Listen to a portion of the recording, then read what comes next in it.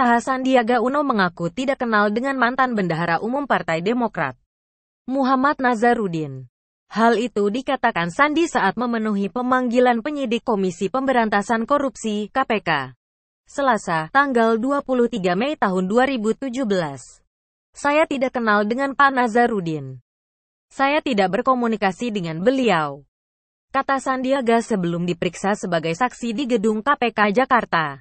Sandiaga akan diperiksa sebagai saksi terkait dugaan korupsi dalam proyek pembangunan rumah sakit pendidikan khusus penyakit infeksi dan pariwisata Universitas Udayana tahun anggaran tahun 2009 sampai tahun 2011.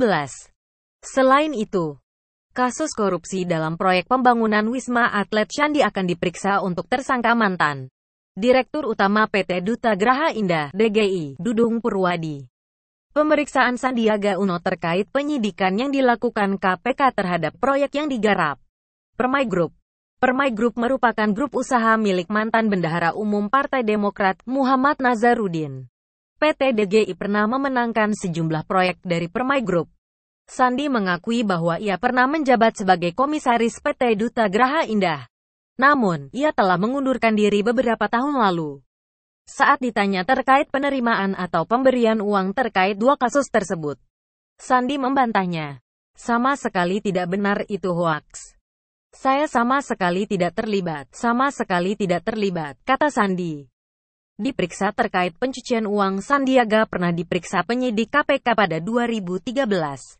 Saat itu, dia diperiksa dalam kasus dugaan korupsi pelaksanaan proyek PT DGI dan tindak pidana pencucian uang (TPPU), pembelian saham perdana PT Garuda Indonesia. Sandiaga diperiksa sebagai saksi bagi tersangka Nazarudin. Menurut Sandiaga, dalam surat panggilan yang dia terima saat itu, dia akan dikonfirmasi mengenai investasi.